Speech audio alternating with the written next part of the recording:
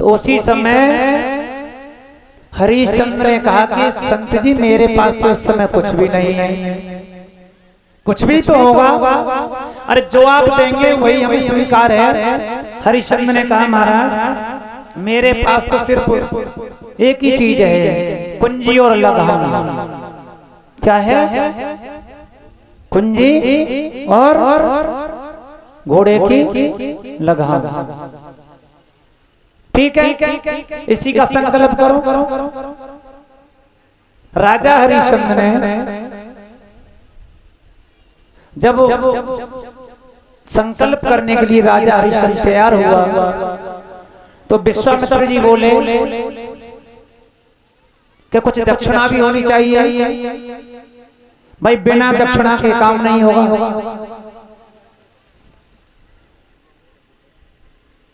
तो राजा हरिश्चंद्र ने कहा विश्वामित्र जी से बताओ क्या दक्षिणा रखें।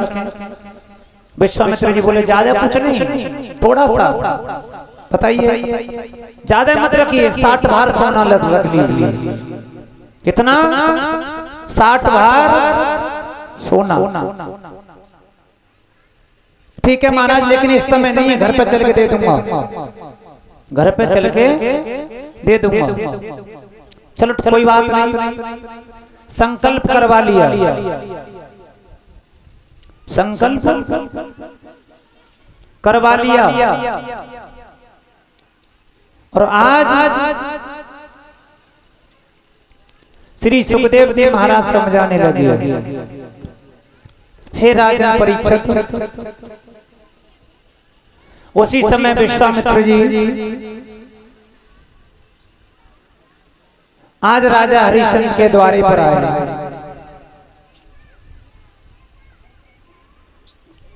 कुछ वक्ता ये कहते हैं कि विश्वामित्र जी सूकर बने, कुछ वक्ता कहते हैं कि विश्वामित्र जी सूकर बने और माली पर भी झपट कर दी थी। एक इतने सर्वप्रिय संत क्या सूकर बन सकते हैं? हमारे गुरु जी ने तो हमें नहीं बताया, सिर्फ माया का प्रकोप बताया है। लेकिन विश्वामित्र जी को, विश्वामित्र जी के बारे में नहीं बताया हमारे गुरु जी ने कि विश्वामित्र जी सूकर बने थे। हाँ, एक माया का प्रकोप के बारे में तो बताया है गुरु जी ने कि माया तो फैलाई थी विश्वामित्र जी ने, वही माया एक सूकर बनी थी, लेकिन विश्वामित्र जी सूकर नहीं बने थे। ये हमारे गुरु जी ने हमें बताया है, और जो हमें बताया है वो हम आपके लिए बता रहे हैं, क्योंकि भैया हम तो वक्ता हैं, हम तो वक्ता हैं। जो हमें हमारे गुरु जी ने ज्ञान दिया है उसी को हम आपके लिए बता रहे हैं। आज जैसे ही विश्वामित्र जी आए और आकर के और सिंहासन पर बैठ गए,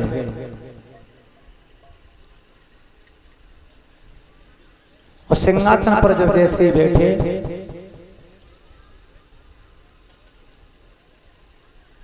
और उसी समय मुकुट लगा हुआ है विश्वामित्र जी के, क्योंकि राजा हरिश्चंद्र ने मुकुट पहना दिया उन्हें। सुखदेव जी महाराज कहते हैं, राजा हरिश्चंद्र खजांची को बुलाता है और क्या कहता है जसवीर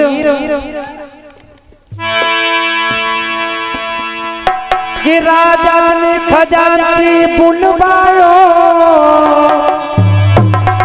और आज्ञा दी सोना लाने की, और विश्वामित्र ने तब ही तो एक कह दी बात ठिकाने की।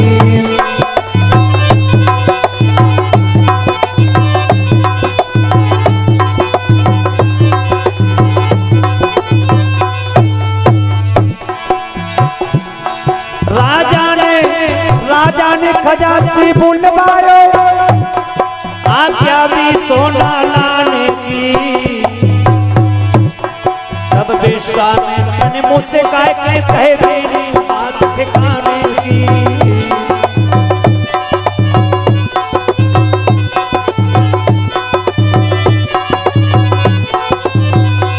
विश्वामित्र बोले राजन ओ राजा हो ठिकाने है आज्ञा किस पे करवाता है। ये राजपाट सब मेरा हुआ तू किस पे हुक्म चलाता है।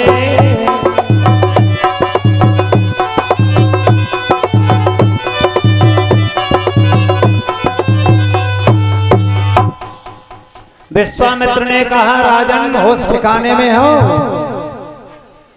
क्यों, क्या हुआ? उसी समय विश्वामित्र जी बोले किससे ऑर्डर कर रहे हैं आप? खजांची को बुलवा करके और ये कह रहे हो कि 60 बार सोना ला करके हमें दे दो। हरिश्चंद्र कहने लगा बताइए क्या हुआ महाराज? उसी समय विश्वामित्र जी बोले सुनो, राजा कौन होता है? जिसके सिर पे ताज होता है। राजा वही कहलाया जाता है जिसके सिर पर ताज होता है। ताज समझते हैं आप लोग? हैं जी? ताज समझते हो?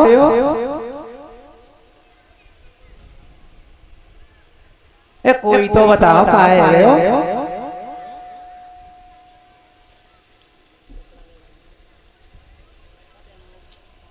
प्रधान जी समझते हो? प्रधान जी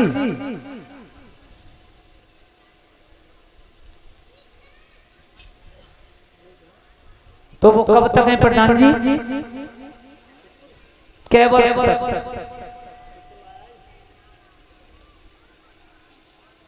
5 वर्ष तक है ना? तो अब है वो कौन है? गांव के राजा, क्योंकि उनके सिर पर ताज है, मुकुट बना हुआ है, तो गांव के राजा हैं। वैसे ही विश्वामित्र के सिर पर ताज बना हुआ है, विश्वामित्र के सिर पर मुकुट है। विश्वामित्र ने कहा तुम किस पर हुक्म चला रहे हो? क्या बात है? ये राजपाट तो सब हमारा हो गया। एकदम जैसे ही इतनी बात सुनी, राजा हरिश्चंद्र विचार करने लगा ये क्या हुआ।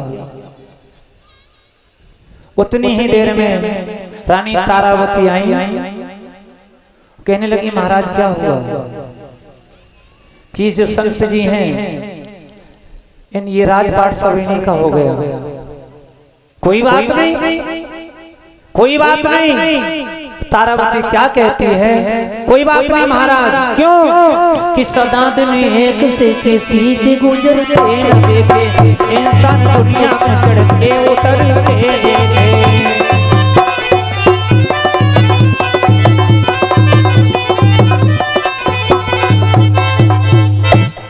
तारावती बोली महाराज कोई बड़ी बात नहीं। सदा दिन एक से किसी के गुजरते न देखे, इंसान दुनिया में चढ़ते उतरते देखे, इंसान दुनिया में चढ़ते उतरते देखे।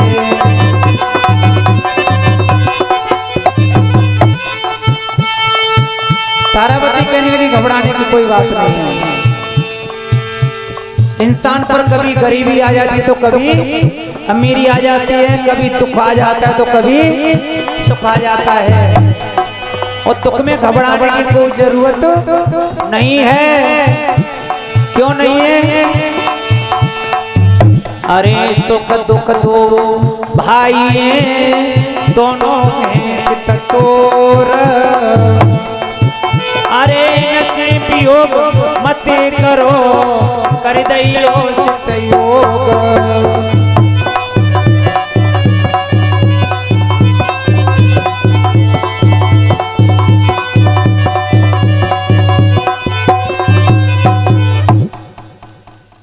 तारावती ने कहा कोई बात नहीं, सुख और दुख दोनों भाई भाई हैं, कभी घबराने की जरूरत नहीं है तुम्हें। अरे हम हैं, हमारा पुत्र भी है रोहितास, कोई चिंता करने की जरूरत नहीं है तुम्हें। महाराज राजा हरिश्चंद्र कहने लगा बात ये नहीं है रानी, तुम बात नहीं समझ पा रही हो। राजपाट चला गया कोई बात नहीं, कोई बात नहीं, लेकिन संत जी का 60 भार सोना और है हमारे ऊपर कर्ज। कितना? 60 भार। अब इनका हमें कैसे भार उतारना है? उसी समय विश्वामित्र जी बोले सुनो, ये राजसी वस्त्र उतारो और तीनों प्राणी हमारे साथ चलो। आज तीनों प्राणी चलने लगे, राजसी वस्त्र उतार करके, विश्वामित्र जी के हाथ में कमंडल है। अब धीरे धीरे जब राजा हरिश्चंद्र आगे बढ़े और आगे कदम बढ़ाया और आगे जाकर के जब थोड़ी दूर और चले, 5 वर्ष का बच्चा है रोहितास, वो पछाड़ खा के जमीन पर गिर पड़ा। क्या बोला मैया से, मैया कि पग पग ठोकर खाऊं और चला नहीं जाता है, और काशी कितनी दूरी बता मेरी माता है। पग ठोकर खाऊं चला नहीं जाता है, काशी कितनी दूरी बता मेरी माता है। अरे पग पग ठोकर खाऊं चला नहीं जाता है, काशी कितनी दूरी बता मेरी माता है। पग पग ठोकर खाऊं चला नहीं जाता है, काशी कितनी दूरी बता मेरी माता है। रोहितास कहने लगे मैया कोई भूख लगी अति भारी, कोई दूध पिला महतारी, कोई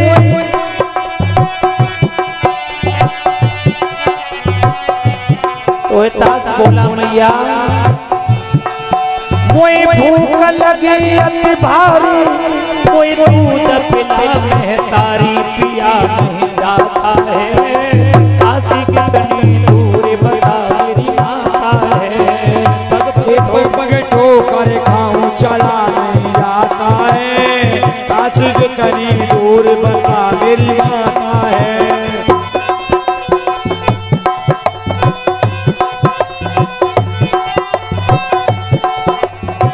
और रोहितास बोले मैया कोई प्यास लगी है भारी, कोई नीर पिला महतारी, कोई प्यास लगी है भारी, कोई नीर पिला महतारी, कोई प्यास लगी है भारी, कोई नीर पिला महतारी, पिया नहीं जाता है, काशी कितनी दूर बता मेरी माता है। ये लग ठोकर खाऊं चला नहीं जाता है, काशी कितनी दूर बता मेरी माता है। पग पग ठोकर खाऊं चला नहीं जाता है, काशी कितनी दूर बता मेरी माता है।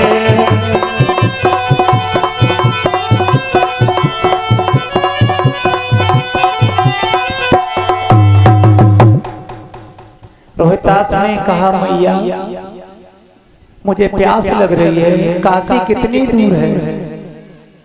आज विश्वामित्र जी बोले तारा इस रोहित को पानी पिला दे, हिलो हमारे कमंडल में से पानी पिलवा दो। और नहीं ये तो काशी अभी तो काफी दूर है, ये मर जाएगा, ये मर जाएगा। तारावती कहने लगी संत जी हमारा ये संकल्प है कि जब तक हम तुम्हारा कर्ज ऋणी नहीं कर देंगे, जब तक हम तुम्हारे कर्ज से अदा नहीं हो जाएंगे, जब तक हम भोजन की क्या चलती है, पानी तक भी नहीं पिएंगे। देखिए मैया का संकल्प। विश्वामित्र जी बोले तू नहीं पानी पियोगे, लेकिन ये बच्चा तो मर जाएगा। तो मैया बोली कोई बात नहीं, कोई बात नहीं, क्यों नहीं है। तो आज मैया क्या कहती है, इतने दुख पर भी क्या कहती है विश्वामित्र से, विश्वामित्र आया है सो जाएगा और राजा रंग फकीर। अरे कोई घोड़ा चढ़ के गया, कोई बन के गया जंजीर।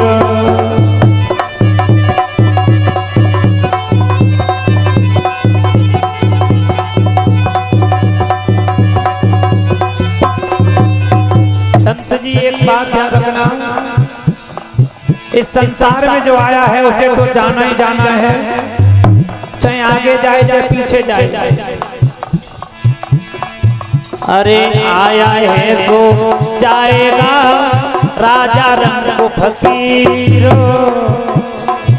अरे कोई घोड़ा चढ़ के गया तो कोई बन के गया जंजीर।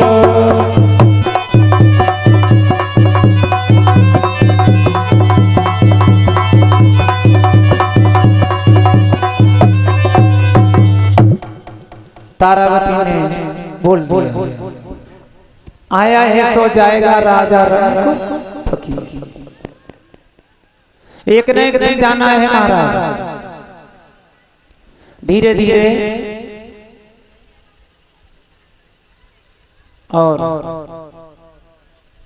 काशी नगरी में पहुंचे। विश्वामित्र ने आवाज लगाई, काशी के लोगों, हम 3 प्राणियों को लेकर के आए हैं। एक पुरुष है, एक बच्चा और एक नारी। अगर किसी को जरूरत हो तो ले जा सकते हैं। उसी गली में आज उसी शूद्र जाति का पुत्र कालू झाड़ू लगा रहा था। उसके कानों में भनक पड़ी। आज वही कालू आया और आकर के कालू ने कहा, संत जी इस पुरुष की क्या कीमत है। तो उसी समय विश्वामित्र बोले, चाहे पुरुष लो, चाहे बच्चे को लो, चाहे नारी को लो, सबकी कीमत बराबर है। बताइए किस पुरुष की कीमत है 20 भार सोना, और तीनों लोगों को ले जाओगे तो 60 भार तुम्हें देना पड़ेगा। सुखदेव जी महाराज कहते हैं, आज वही कालू अपने घर जाता है, 20 भार सोना लाता है और ला करके हरिश्चंद्र को खरीद लेता है। इधर 5 वेश्याएं उसी गली में होकर के गुजर रही थी। तारावती को देखा तो संत जी से कहने लगी कि संत जी ये बताओ इस स्त्री की क्या कीमत है कि 20 भार सोना। आज वही 20 भार सोना देने के लिए तैयार हुई। भगवान की ऐसी माया हुई, भगवान ने अपनी माया दिखाई कि तारा का पतिव्रता धर्म नष्ट हो जाएगा। तो आज भगवान ने अपनी योग माया से कहा कि सभी योग माया पहुंच करके और अपनी जितने भी ततैया बर्रियां बीचू हैं उन्हें पहुंचाओ। आज उनके द्वारा वेश्याओं को हटवाया। इतनी देर में ही ब्राह्मण आ जाते हैं और ब्राह्मण तारा को रोहितास को खरीद ले जाते हैं 40 भार सोना दे करके। बोलिए गोविंद भगवान की, श्री ठाकुर जी महाराज की। धीरे धीरे समय व्यतीत होता है। एक दिन क्या काम हुआ, रोहितास फूल बाग में जाता है, पुष्प तोड़ करके लाता है पंडित जी के पूजन के लिए। एक दिन राजा हरिश्चंद्र जो था ना, वो हरिया बन गया। क्या नाम हो गया उसका? हरिया। कहां पर राजा हरिश्चंद्र था, वो हरिया हो गया। आज वही हरिया खाने के लिए बैठता है, भोजन खाने के लिए। वैसे ही विश्वामित्र कभी बिल्ली का स्वरूप धारण करके आ जाते हैं, रोटी को उठा ले जाते हैं। कभी किसी का स्वरूप धारण करके आ जाते हैं, भोजन को ले जाते हैं। जब जब वो हरिया भोजन के लिए बैठता है, वही विश्वामित्र किसी ना किसी पशु का रूप धारण करके और उस भोजन को ले जाते हैं। उसी समय उस हरिया ने संकल्प किया कि आज से मैं भोजन भी त्यागता हूँ। बोले ठाकुर जी महाराज की। त्याग दिया, लेकिन क्या काम हुआ? एक दिन जो व्यक्ति भोजन नहीं करता हो तो उसके शरीर की क्या हालत होगी, बताइए महाराज। नवरात्रि में कौन कौन उपास हो यहाँ पे बताइए, हाथ उठाइए। नवरात्रि में कौन कौन व्रत में हो? पक्की बात? और 2-3 जने व्रत में हो? बाबा मेहारी नगला।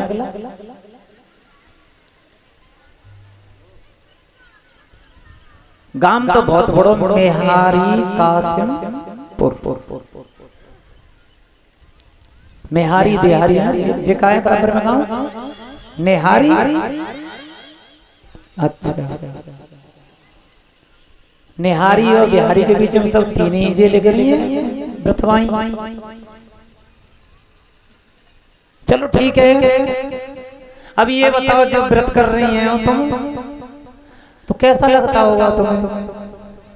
अच्छा लगता है, बुरा लगता है? हाँ, अच्छा तो लगता ही होगा, क्योंकि भोजन खाने के लिए नहीं मिलना। सेब संतरा आ रहे होंगे तुम्हारे लिए, अच्छा तो लग रहा ही होगा। नहीं आ रहा है? कुट्टू की रोटी तो मिल रही होगी, कुट्टू की रोटी मिलती। अच्छा, नहीं खाते हो? निर्जला रह के देखो। चलो अच्छी बात है, और होना भी चाहिए। देखिए व्रत किसे कहते हैं?